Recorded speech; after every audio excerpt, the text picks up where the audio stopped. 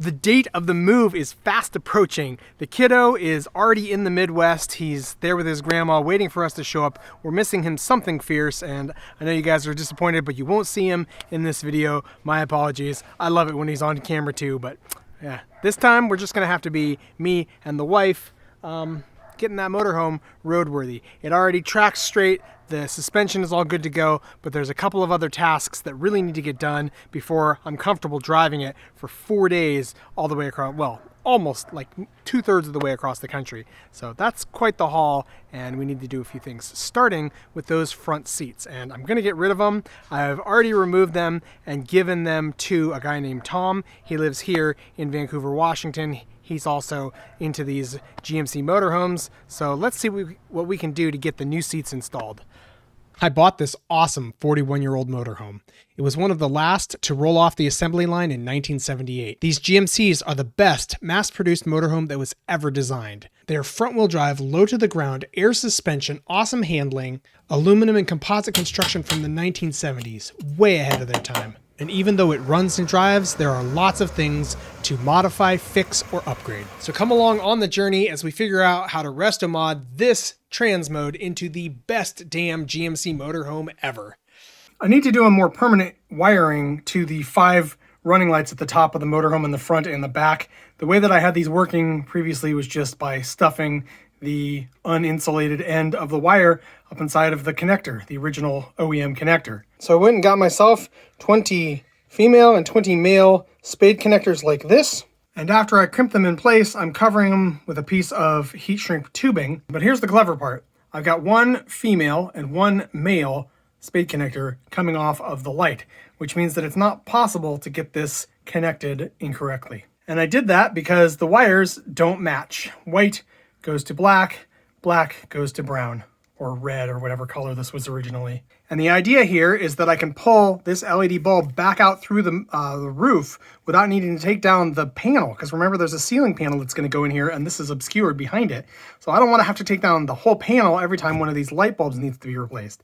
This way I can just pull it out through the hole like so, and maybe crimp some new spade connectors onto the replacement bulb and just push it right back on in there from outside. Should be easy and idiot proof. We've got the back panels temporarily reinstalled just for the move. We're going to fill up this whole area with boxes. Same deal here at the front. We got the minimal number of screws, 1 screw there, 1 in each corner. The sun visors actually hold up those front right and left corners, and the rear view mirror holds it up in the middle there. Well, I've removed the stock seats, and there for fitment is the wrong side. That one's going to actually be the seat that goes in the passenger side there.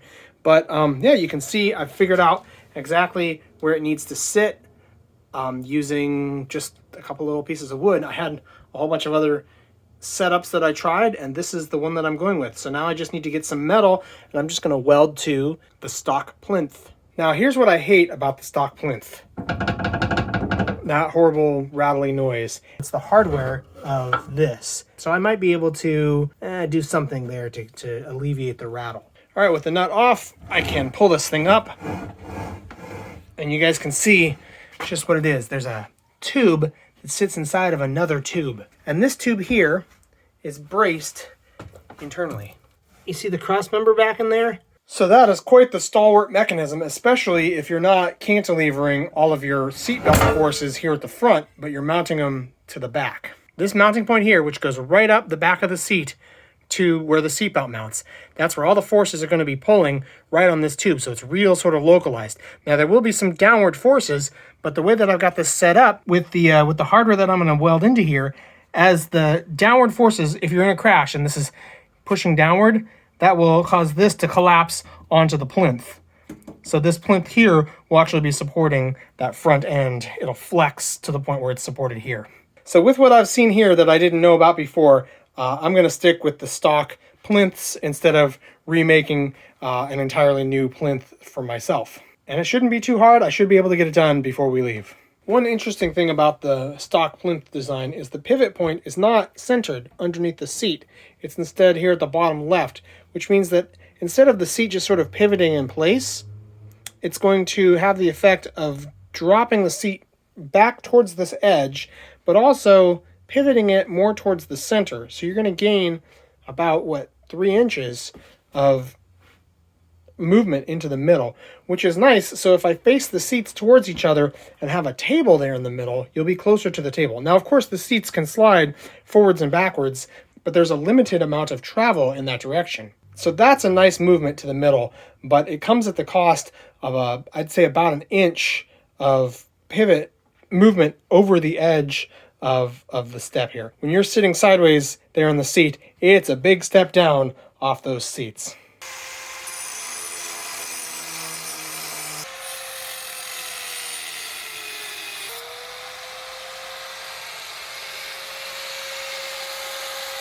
All right, so I've got the grinding all done on these. These are all ready to be welded up. You can see they're going to go together just like this, where the plinth, or the rotating portion of the plinth from the stock motorhome setup, gets welded right there, and then up here it gets welded on like so.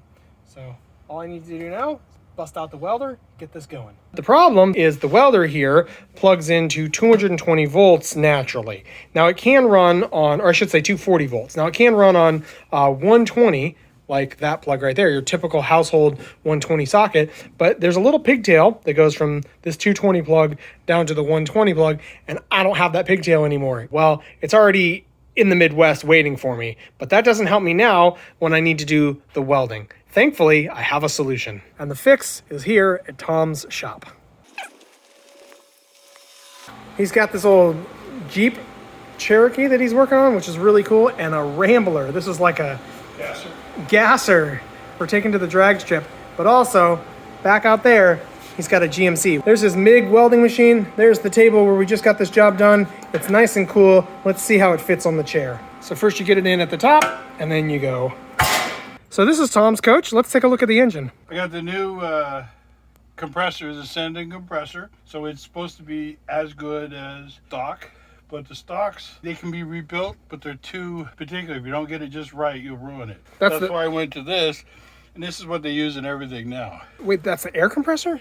For the auto level in the back? No. This is for the air conditioning. Oh, nice. Yeah, that's for the air conditioning. And then you got the Phytec fuel injection? Phytec fuel injection. I can't start. I don't even have fuel hooked up to it. Yeah, we're up on stilts. Yep. But yeah, it just turned the key and boom, it fires. That's awesome. And you got a computer right there that tells you everything that's it gives you your all your map sensors. So that's an all aluminum cover with that like cloth or fireproof cloth backing. Yep, and you could cover it with carpet if you wanted to. And that comes from DJ's custom GMC RV or something like that. DJ's. Yeah, I can find it on the internet. I'll post a link for everybody else. Yeah. Okay, the heater core runs in takes the same area up as the air conditioning. So in order, when you run the air conditioner, you got hot water going through your core all the time, providing this valve is working right or whatever. So by shutting these off, you no longer have hot water on your heater core. Which means your AC is going to run cooler. Means your AC is going to run cooler. And look at this, guys. He's got the extra valve here for filling up your airbags from like a gas station air compressor or something in case your onboard air compressor goes out. And he's got it neatly mounted. What a clean little solution that is. I love it. So that just goes right on back there to the airbag.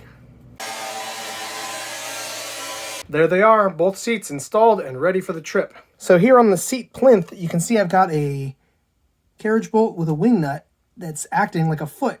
So that gets rid of all of my rattling issues. So now if I give the seat a little bit of a shake, the noise is limited. It's still there, but I really got to shake harder. So hopefully that will not be quite so annoying going down the road. All right, laid out here in the yard is all the panels that I need to get back into the motorhome before the trip. Now these are actually the wheel wells, and I pulled these off of that, I think 1974 model. I don't know what year that was, but yeah, I think it was the 74. And they should fit, but they're not the original ones that came on my motorhome. The guy who sold me my motorhome forgot to put them back on, and then months later he was like, oh yeah, hey, I got these two wheel wells here, and I mean, he's a 3-hour drive north, and I'm not going to pay to ship these all the way to my house. So I had these. They're really not ideal. There's this like patch here, things like this that I need to repair, and this one has even larger holes in it. So they're far from perfect, but they will get the job done. Step number 1, I need to clean the old grease out of this wheel well. I've got a bunch of this aluminum strip for another project that never happened, and I'm repurposing it here. And this is what it looks like installed from the backside. This will be the top on the inside of the wheel well. This is the exposed side. So what I need to do now is get it put in place so that I can precisely drill the holes that line up with the current holes in the wheel wells of the motorhome. This one's nice. There's a big old gap there, as well as a big crack. And this crack came from people trying to take the wheel wells off without taking the wheels off the motorhome. And that is the passenger side wheel well installed with the bolts at the top. So I've got this inline filter pulled off of the windshield wiper hydraulic motor. And what I'm going to do is punch out the filter elements, and this is just going to become a coupler to get this hose to mount to the windshield wiper motor. And this is all that it was down in there, this long screen and that cap. There it is reinstalled, and you can see I've put this inline filter on the return line. So this is not the supply line, that's the return line, so it's lower pressure, and this is a magnetic filter, should take out any metal flakes inside of the fluid there. Unfortunately, I should have mounted this, I don't know, a good couple of inches lower, and you can see that even though it flexes, it collides with this line. So I've put like 4 layers of this aluminum metal tape over the line in hopes that this will not be able to abrade a hole into that line. I got a shorter fitting here on the right to replace the old inline filter on the left, and the only thing I don't like about it is the fact that the tip of it doesn't have threads going all the way up. So there's going to be fewer threads holding this in place. Now that that's installed, the filter no longer touches the hose. All right, let's talk about the window rubber. So the glass here is being sealed up against the metal frame inside the motorhome there with some butyl or some other sort of sticky stickum stuff that never fully hardens. It's kind of like a very viscous, sticky stuff. And it is not a glue. It does not hold the glass in place. So you need to put some rubber there to hold against this flange right here and hold the window to the frame from the outside. Using this large flathead screwdriver to push the inner flange there underneath the glass. So I'm getting down from up on top of it, just pushing until it's seated, inch by inch, slow going. Now, as I go along, I'm making an effort to sort of put it under compression. So to add a little bit more material than needs to be there. It is rubber, so it will compress or it will stretch. But the problem is, as it gets older, it's going to shrink. And that's the reason that I needed to remove the old rubber, was because it shrank. And you can see this pucker here.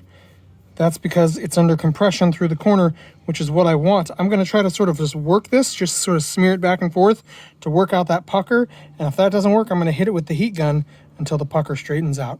You guys saw the way it was before, where this had shrank through that bend, and so it had pulled out of the track. Here it is, the first one done. This one thumb-destroying window only took me like an hour. It's more of an art than a science, really. I can push that in, and it lays flat.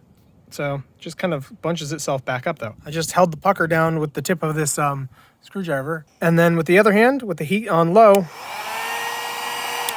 I just really patiently heated it up evenly across the whole corner. You guys know how I'm constantly complaining about the quality issues on this motorhome. Well, it seems like every single part is affected by these. They've hidden these defects in the glass right here at the seams. So the rubber just barely covers that, but that affects the waterproofing, because that's not a perfect seal for the rubber to sit up against. That's right at the edge, right there where the lip of the rubber needs to hit. All right, the small window here is the biggest challenge yet. I am really struggling to get this installed. The gap seems to be smaller on this window than it was for the larger window there. And not only that, this is a left-handed deal, so I'm having to control the screwdriver here with my left hand while I hold the pressure with my thumb on my right hand. My thumbs are dead, you guys. These things are so sore. I can't get it in here. It's too tight, and it's about the same reveal over here on this side. So I've trimmed down the flange with a razor blade, and now that there's less rubber, I should be able to get that in there. All right, that window is finally done, and without a doubt, that was the most painful job on the whole motorhome so far. If you want to make a GMC motorhome owner cry without actually destroying anything, pull the window rubber out of their windows. That'll get them good, and they'll probably never talk to you again. I cannot express how happy I am to be done with that job. That is the last window that I need to struggle with the rubber installation. And this is all the rubber that I have left. It's a little more than a foot, so I did a pretty good job of ordering the right length. Golby Motor Corporation, they were the cheapest I could find. So I ordered 36 feet at $3.75, meaning that length right there is about $4.50. I recommend a little bit of extra. You can always cut it shorter, but you can't add more. In a few days, sitting in the sun and getting warm reveals that you don't want to compress this molding too hard, or this will happen. So I could, of course, compress it and get it back in there, but then it would just pop out again. So I'm going to undo a little of the compression and reseat this. All my other windows don't have that problem. This window, unlike that stupid small window with the very small gap there, this window has a very large gap. We're talking a variance between those windows of 1/8 of an inch, and that's just huge. So I've got the window slid to the edge of the frame here, which should make for a nice small gap, and that window rubber should be able to tuck in there. This bar right here is meant to hold the window in place. The problem is that with the backing of butyl or stickum, whatever this black stuff is that gets all over my hands, you know, it's never fully hardened. Even if I slid this bar over to the left here and was able to make it so that it was holding the seal nicely in this side of the track, the top and the bottom are still going to have a very large gap where the window rubber is not going to hold in there very well. Well, I've got this seal back in there and it's loose. It's loose everywhere. So this is clearly too large of a gap. And I don't have very much confidence in this window. I guess it's made it this long, but it had different rubber. So I don't know, maybe this new rubber might fail. So I'm gonna have to keep an eye on this as I'm going down the road. You can see this was all the extra inch that I had compressed into the whole thing along the whole track. So I've currently got 0 compression. It's just sort of sitting there the way that it would sit. And I think it's gonna stay in place, but this is not a permanent solution. The window rubber small GMC for $3.50. There's a nice groove here for dirt and debris to build up. I'm sure it's better than having no rubber in the track at all, but the original stuff that I pulled out and threw away here had a larger profile, which meant that this little catch right here sat over the lip. So water, dirt, and debris, all of it would flow down here and flow over the outside of the frame. So it's really not necessary to have rubber in this track. The only purpose that it serves really is to keep debris from accumulating inside there.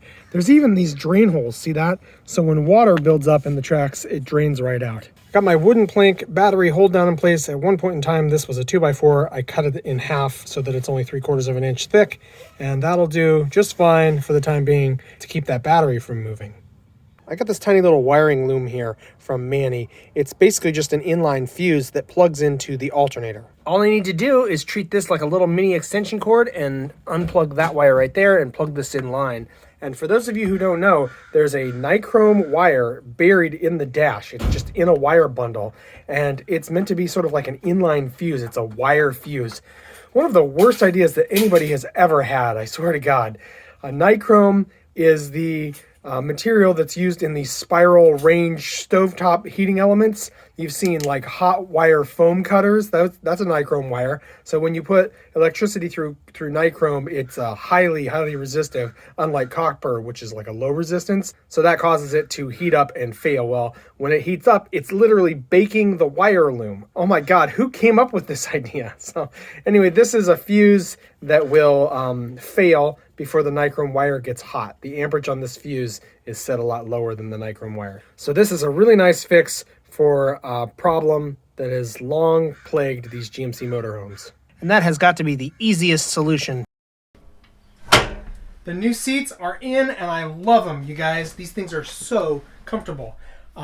It makes me feel a lot more secure and just cradled here at the driver's side. I don't know how to explain it. The feeling feels a lot better. But the question is, are they safer? Well, let's ask the broader question. Is this motorhome a safe vehicle? And it's a decidedly negative answer. No, it's not a safe vehicle. Not at all. There's no crumple zones. They didn't even know what crumple zones were when they were designing this thing.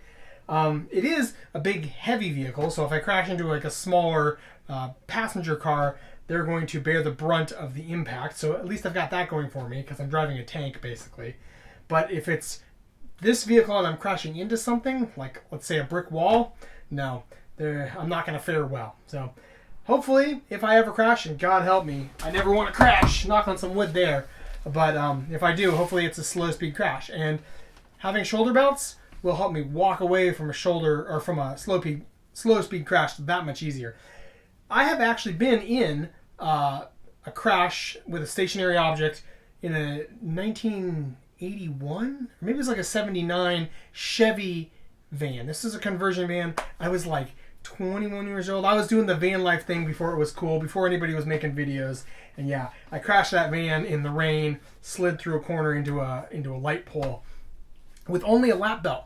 And that big steering wheel saved me because I turned it upside down, so I had that big loop of steering wheel, and I actually stiff-armed it. And it acted like a big spring, and all I did was hit my upper lip on the what would be the bottom of the steering wheel, but it was actually the top at the time because I turned it. And yeah, I got a fat lip like I got punched in the face. And other than that, I walked away from the accident. But shoulder belts, they're nice.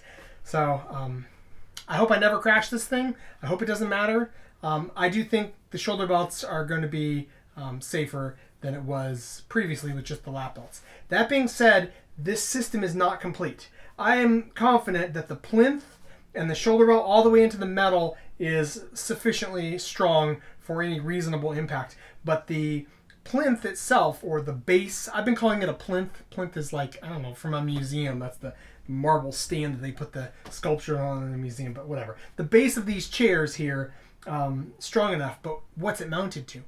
If it's just mounted to plywood, that's no good. I know that there is an aluminum backing. It might just be a strip of aluminum that those bolts are going into. Well, aluminum's not that strong either. Right here at the corner of the step is a pretty stalwart, I think it's a steel C-channel, and that's what the original lap belt bolted into. So I'm going to have to modify and weld up the plinths so that they bolt into that same steel channel, and then I'll feel a lot more secure with these shoulder belts. So still more safety to add to this, but this will be plenty to get me across the country because God help me if I crash.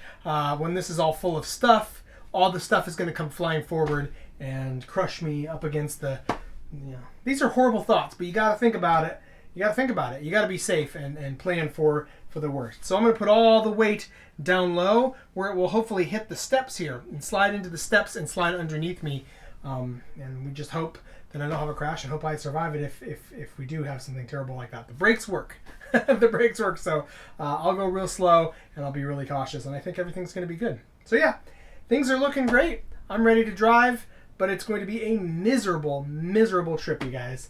I'm almost positive that the AC unit is broken. It does not blow cold out the dashboard here, and I get a terrible sound from the passenger side every once in a while that sounds to me kind of like an AC pump going bad. I've had that happen to me on another vehicle, and so I'm about to drive through the Midwest, skirting the southern Midwest in 85 degree humid heat with no AC and this fishbowl window. And anybody who's driven in these GMCs knows that this window lets in all of the sun.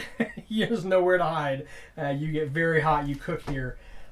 Thankfully, I'm driving east and we'll get early starts. So in the morning when it's cool is when I'll be seeing and driving into the sun. As the sun sets, it's going to be setting behind the motorhome as I drive east. And because that's going to be the southern side as we're always driving east, the sun really only in the morning will be shining on me. So I hope it's not too bad. The other big thing about these motorhomes is the two side windows here are really small, and because of the aerodynamics and those mirrors, the air really doesn't get into the coach very well. They actually sell a little wing, like mirror window wing thing. You can go find it on like Applied GMC to help direct the air into these tiny little windows.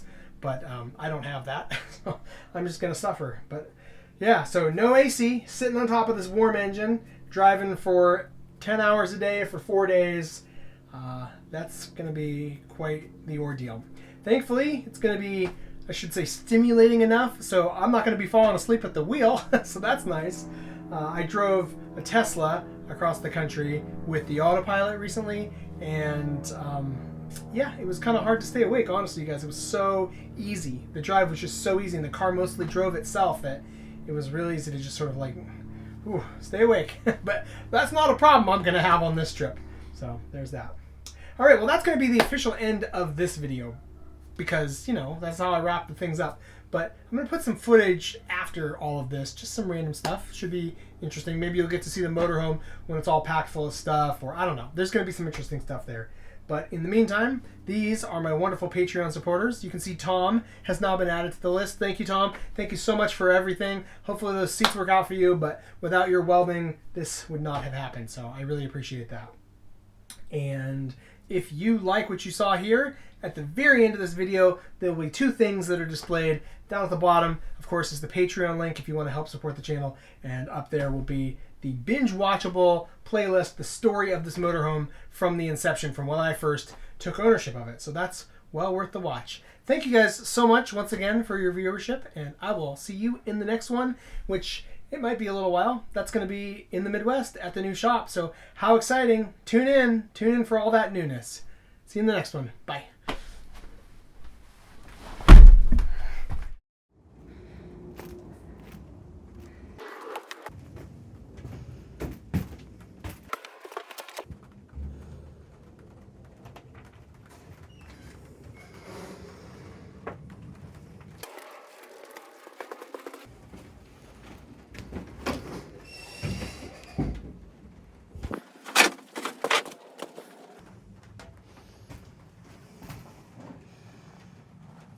And after.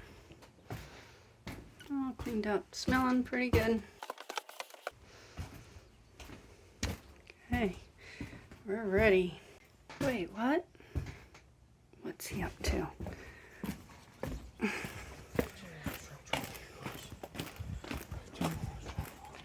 Ah, I see.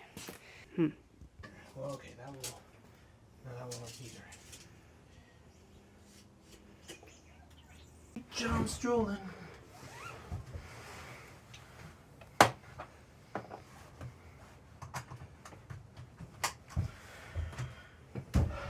Here we go. All right, well, the packing is maybe halfway done here into the motorhome. Got some solar panels right there. Got a big 3D printer right there, another 3D printer in the box, a little CNC machine, you know, all my tools, the important stuff. Still got some space in the cabinet, and you can see I've got this carpet right here going on top of the cabinet. So there's my step and my walkway. So we'll put all the boxes down low.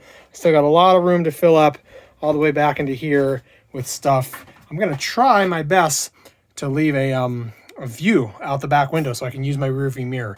That's the idea. But at any rate, I've got to edit this video because I'm packing up that computer that I do my video editing on. So this will be the last bit of footage from here, from this house. So see you all at the new house, at the new shop, with a big old pole barn to work on a nice motorhome. Well, thanks again for watching. See you soon.